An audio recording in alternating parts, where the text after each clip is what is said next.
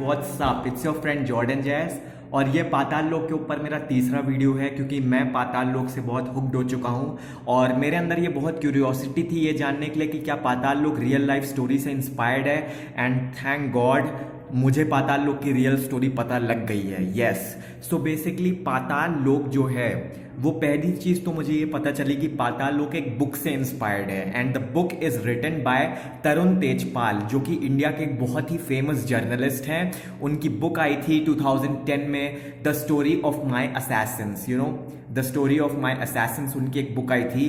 तो अब बात करते हैं ये किस रियल इंसिडेंट से इंस्पायर्ड है। तो बेसिकली तरुण तेजपाल जो हैं, जो कि इंडिया के एक बहुत ही फेमस जर्नलिस्ट हैं, उन्होंने अपना स्टार्ट किया वो बेसिकली पंजाब से हैं, पंजाब चंडीगढ़ से, पंजाब यूनिवर्सिटी से वो इकोनॉमिक्स ग्रेजुएट हैं। और अगर वो पंजाब से हैं तो क्लियरली ये पता चलता है कि तोपे सिंह चाकू वाली स्टोरी तो इनकी लाइक घर की खेती या रियल लाइफ में इन्होंने कहीं इंसिडेंट देखा होगा या पढ़ा होगा।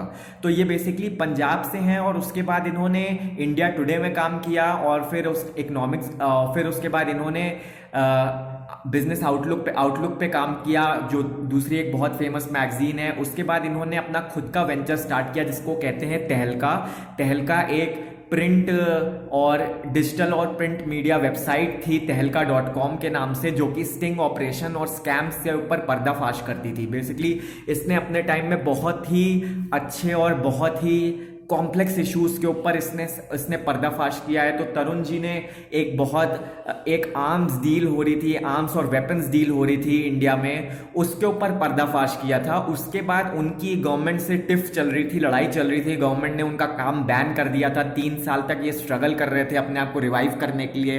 तभी एक दिन एक सुबह इनको कॉल आता है, इनके दोस्त से कहता है, उनका दोस्त इनसे कहता है कि तुम जिंदा हो, क्या कहते हैं, how the fuck you are alive. तो उसने पूछा भाई क्या हो गया, तो उसके दोस्त ने बोला कि उससे कि टीवी खोल के देखो। और टीवी उन्होंने देखा, टीवी खोल के देखो, you are all over the news. और ये ब्रेकिंग न्यूज थी उस टाइम पे। टीवी पे उन्होंने देखा कि 5 किलर्स जो हैं इनको असैसिनेट करने वाले थे, इनको मर्डर करने वाले थे, जो पकड़े गए 5 किलर्स।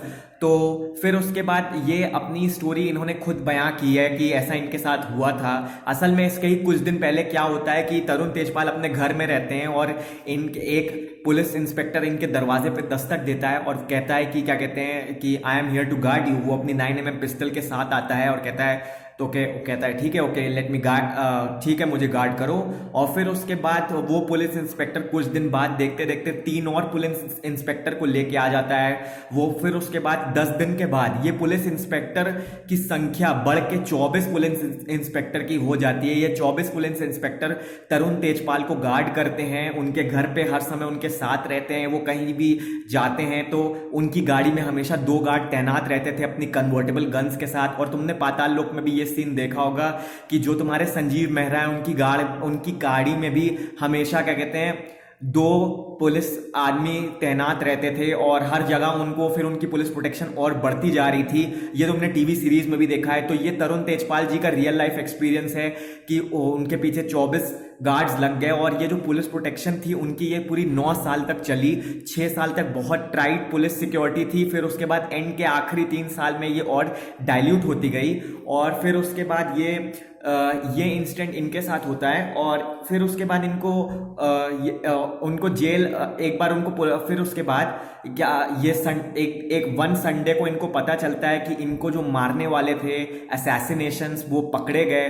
वो 5 असैसिनेशन थे। पाताल लोक में तो 4 को दिखाया है, पर रियल लाइफ में 5 असैसिन्स थे जो इनको मारने वाले थे। 5 लोग थे जो तरुण जी को मारने वाले थे। और जब जांच पड़ताल हुई तो इनको ये रीजन दिया गया, इनको ये चीज दिखाया, इनको पुलिस ने ये रीजन दिया कि बैक स्टोरी इनको ये बताई कि ये 5 लोग जो थे इन्होंने पैसे लिए थे कॉन्ट्रैक्ट के इनको मारने के लिए नेपाल में।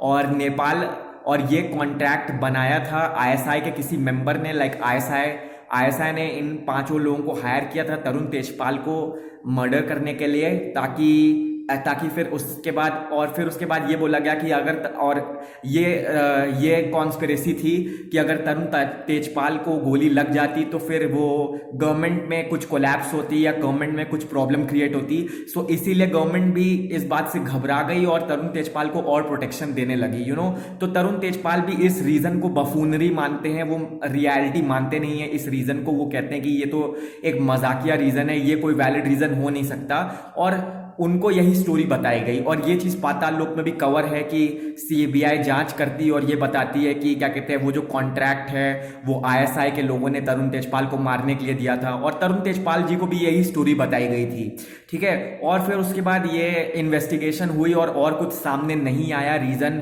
कि और क्या वजह थी उन 5 लोगों को मारने, उन 5 लोगों की कि क्यों वो उनको मारना चाहते थे।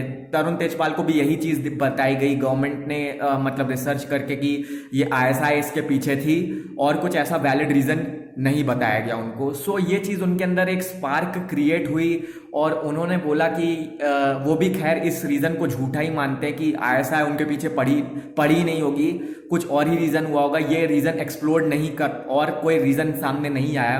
तरुण तेजपाल जी को ये भी याद है कि वो उनको पुलिस स्टेशन भी ले गए थे उन 5 किलर्स को आइडेंटिफाई करने के लिए, पर तरुण तेजपाल जी किसी भी किलर को आइडेंटिफाई नहीं कर पाए क्योंकि वो किसी को नहीं पहचानते थे। सो इस इंसिडेंट के बाद तरुण तेजपाल जी के अंदर एक स्पार्क आई कि क्यों ना मैं इस के ऊपर एक बुक लिखूं, क्योंकि तरुण तेजपाल ऑलरेडी एक बुक लिख चुके थे, द वैली ऑफ डिजायर, और sorry the alchemy of desire, और वैली ऑफ मास्क उन्होंने 2011 में लिखी थी।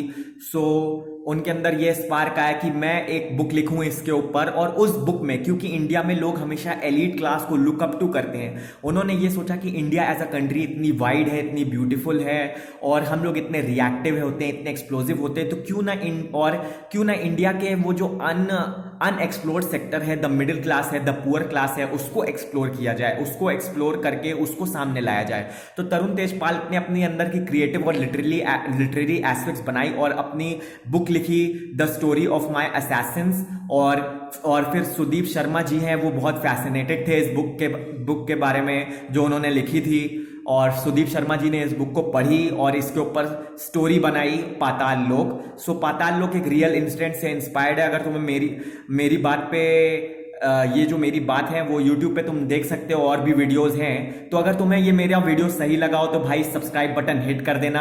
अगर तुम्हें लग रहा हो कि बंदे में बात है, बंदा जेन्युइन है, तो सब्सक्राइब बटन दबा देना ब्रो। और अगर तुम चाहते हो कि मैं किसी और टॉपिक पे बात करूं तो प्लीज कमेंट सेक्शन में बताना। अगला टॉपिक, मेरे दिमाग में 2 टॉपिक बहुत क्यूरियस हो रहे हैं। एक है सेलिब्रिटीज, क्या सेलिब्रिटीज रियली में एल्यूमिनाटी के मेंबर हैं? मैं इस टॉपिक पे आजकल रिसर्च कर रहा हूं। और दूसरी चीज यार, तुमने कैरी मनाटी का वीडियो देखा होगा टिकटॉक वाला। आज कैरी मनाटी का हमने अपना बहुत ही इमोशनल फेस देखा। कैरी मनाटी ने अपना एक बहुत इमोशनल वीडियो अपलोड किया है जिसमें क्लियरली लग रहा है कि हाँ कैरी बहुत सैड है। कैरी का वीडियो स्काई रॉकेटेड हो गया था टिकटॉक वर्सेस यूट्यूब वाला, पर उसको यूट्यूब ने निकाल दिया। So we also support Carry भाई and lots of love guys. Subscribe कर देना यार। और अगर तुम चाहते हो कि ये रियल स्टोरी तुम देखो तो मैं लिंक डिस्क्रिप्शन में डाल दे रहा हूं, तरुण तेजपाल जी वाला वीडियो, जहां पे उन्होंने ये बताया है कि पाताल लोक की रियल स्टोरी, लाइक वो उनके रियल लाइफ से इंस्पायर्ड थी। Thank you guys, lots